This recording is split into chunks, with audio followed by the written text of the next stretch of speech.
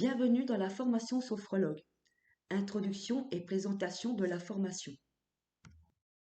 Cette formation permet d'acquérir toutes les compétences professionnelles nécessaires pour exercer le métier de sophrologue en profession libérale ou en tant que salarié au sein d'une structure professionnelle telle que les centres de soins, maisons de retraite, les hôpitaux, les cliniques, les EHPAD, centres de thalassothérapie, centres de cure, centres de remise en forme, dans les entreprises, dans les associations, les écoles, les établissements d'enseignement, les centres de loisirs, les clubs sportifs, les cabinets privés, etc. Le sophrologue utilise des méthodes de relaxation dynamique et active, qui est la sophronisation.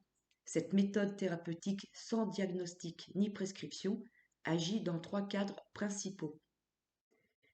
Il aide à la gestion des problématiques du quotidien, l'anxiété, troubles du sommeil. Il aide également à une préparation à un événement source de stress, comme par exemple un examen, l'accouchement, compétition sportive. Et il accompagne aussi au moment des comportements phobiques, soit d'une addiction également, ou des effets secondaires d'un traitement. Voyons maintenant les objectifs de la formation. Vous allez apprendre à acquérir les techniques de la relation d'aide, à maîtriser les techniques sophrologiques, maîtriser les protocoles sophrologiques, à animer des séances individuelles et animer également des séances de groupe. Dans le programme, vous allez découvrir la théorie de la sophrologie. Nous commencerons déjà par les bases, d'où une introduction et l'histoire de la sophrologie.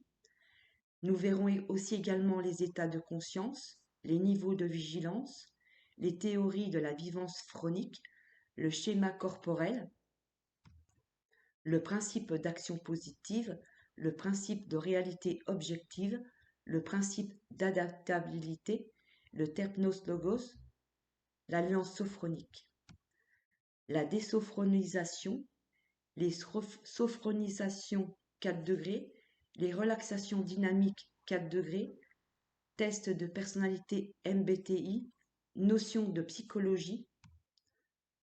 Ensuite, nous passerons sur le métier de sophrologue.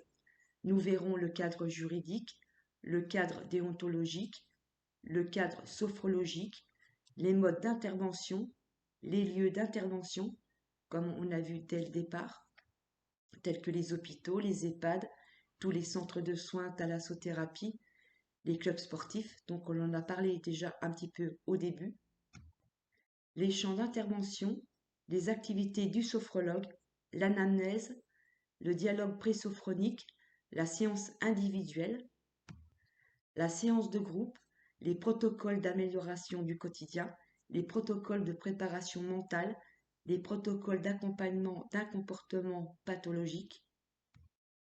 Et puis, il y aura l'installation professionnelle, donc le démarchage administratif, préparer son projet, gestion administrative et comptable, démarchage commercial et enfin une conclusion à la fin de ce cours.